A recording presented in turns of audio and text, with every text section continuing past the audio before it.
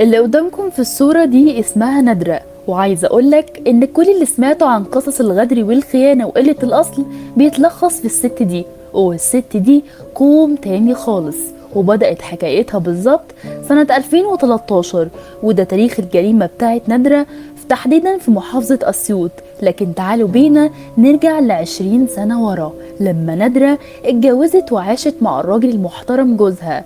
كان عايش معاها بمنتهى الإخلاص والأمانة، وهما الاتنين كانوا من نفس القرية في محافظة أسيوط.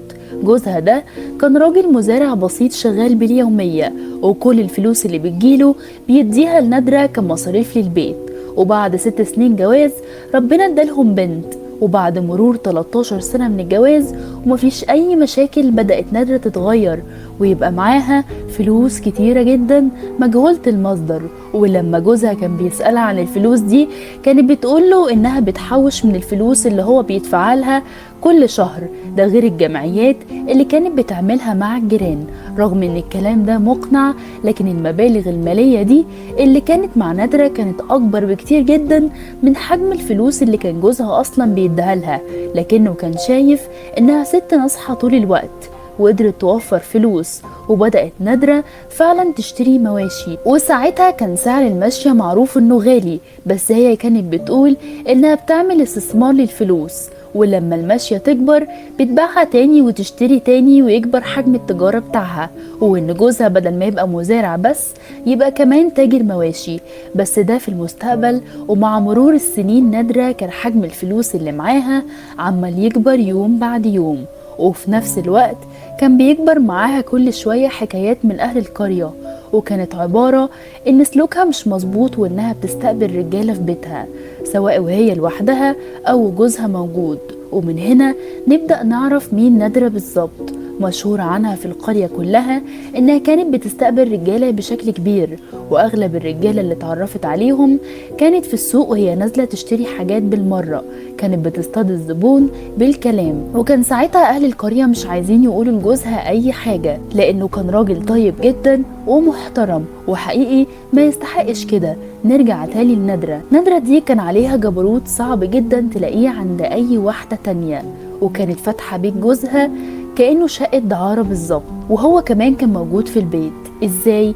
عن طريق انها كانت بتشتري نوع معين من الأدوية المخدرة، وكانت بتستخدم مع اي نوع دواء تاني يساعد على الاسترخاء لجوزها. واول ما يرجع البيت تحط جرعة كبيرة وياكل ويدخل ينام لحد الصبح. وكانت بتتصرف في بنتها، يا اما تاخد منوم هي كمان او تنزل تبات عند اي حد من قرايبها في البلد، وبعدها تكلم الرجالة اللي واخدة ميعاد معاهم يجوا بالدور، وبعدها تاخد التسعيرة طبعا المعروفة. وكانت بتجمع فلوس كتيرة جدا لحد ما كونت مبلغ كبير جدا، وساعتها ظهر عليها علامات الغنى اللي حكينا عنها قبل كده. بس كل العلاقات الغير مشروعة دي كانت بتخلص في نفس الليلة. الراجل ينزل من هنا ومفيش أي علاقة تربطه بيها إلا لو قرر يزورها تاني، علشان برضو العلاقة المحرمة اللي ما بينهم.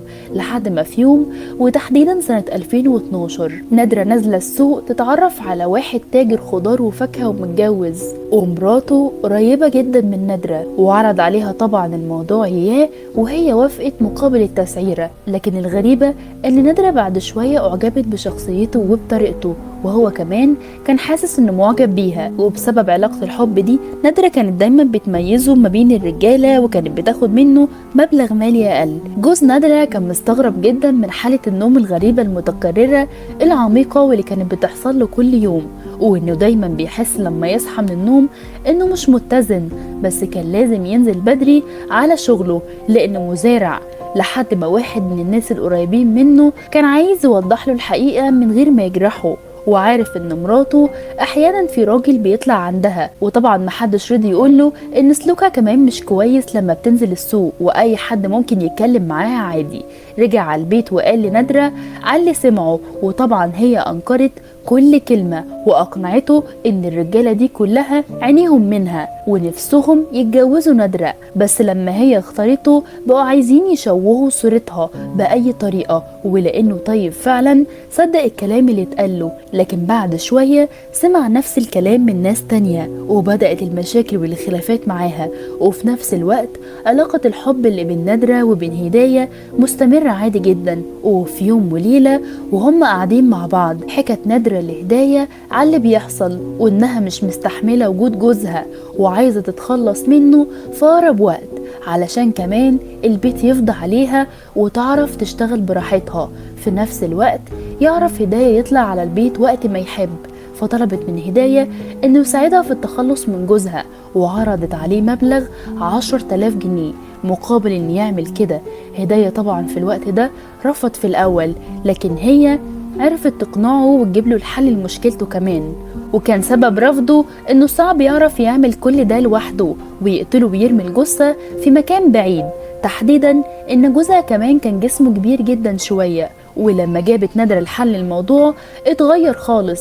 هي عندها زباين كتيرة جدا واتعرض عليهم ان هم يقسموا المبلغ اللي هو 10,000 جنيه على بعض وينفذوا الموضوع ده، واختاروا فعلا 3 رجالة كمان مع هداية علشان يبقى العدد الإجمالي 4 رجالة، وسهل كمان ان هم ينفذوا كل حاجة بسرعة جدا.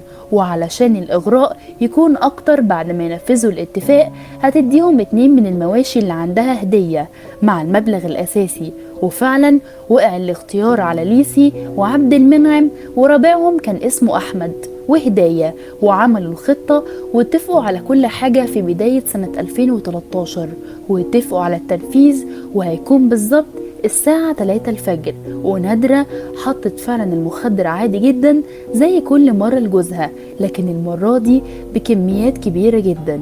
وهداية يديها دواء تاني علشان يتأكد ان جوزها مش هيصحى تاني. ووصلوا البيت ونادرة مرتبة كل حاجة، بنتها بايتة بره وجوزها نايم على السرير. ودخل ال4 رجالة ومعاهم سطور وضربوه ضربة واحدة بس على راسه، وفي ساعتها مات ويحصل تهشم كامل في عظم الجمجمة بتاعته. وللاحتياط ضربوه أكتر من ضربة على راسه.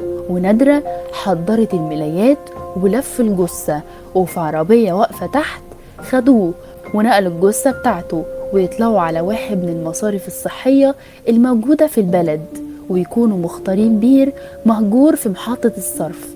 ووصلوا لهناك ورمي الجثة في البير وياخدوا الفلوس ويقسموها عليهم. وباقي الخطة ان بعد يوم تروح نادرة على اسم الشرطة تعمل محضر تغيب لجوزها، لكن الخطة اتغيرت خالص لان تاني يوم الصبح على طول الاهالي لقوا الجثة في البير.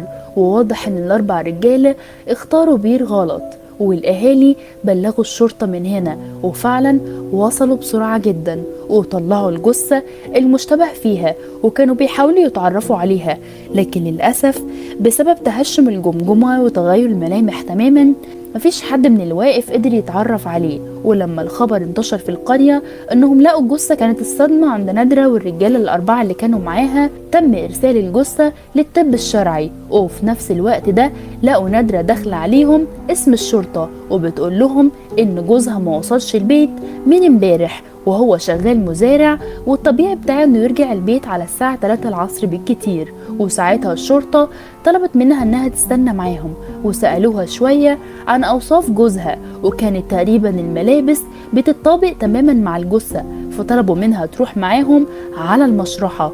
واول ما شافت الجثة اتعرفت عليه على طول، وكان باين جدا عليها التوتر من اللحظة الاولى. ورجالة الشرطة من هنا كان عندهم شك كبير جدا ان هي ليها علاقة بالموضوع ده. ووصل من هنا تقرير الطب الشرعي اللي كان بيوصف بالظبط عدد الضربات اللي موجودة على الرأس وكمان عمق الضربات، واللي تسببت في تهشم جزء كبير جدا من عظم الجمجمة. لكن كمان كان بيأكد تقرير الطب الشرعي على وجود نسبة كبيرة من أدوية مخدرة موجودة في الدم. وتبدأ التحريات من هنا علشان الأمن يوصل للمعلومة اللي تحل الموضوع كله. وسمعة نادرة اللي كل الناس كانت بتحكي عليها والعلاقات الغير مشروعة وإن جوزها كان أحسن منها بكتير ده خلى الشرطة تقبض عليها، وفعلا فتشوا الشقة بتاعتها وشكوا فيها علشان يلاقوا بالصدفة أدوية مخدرة ويلاقوا بقايا آثار للدم بسيطة موجودة على الحيطة اللي جنب السرير. ومن هنا تم التحقيق معاها واعترفت بكل حاجة، وتم القبض على 4 رجالة اللي عملوا كده واللي أكيد هيتحكم عليهم بالإعدام. ولو إنه نادرة لازم يكون عقابها هي كمان نادر زيها، ولو في عقوبة أصعب من الإعدام كانت المفروض إنها تتطبق عليها. كان معاكم خلود عادل في الحكاية غامضة، استنوني في الحكاية الجاية. سلام.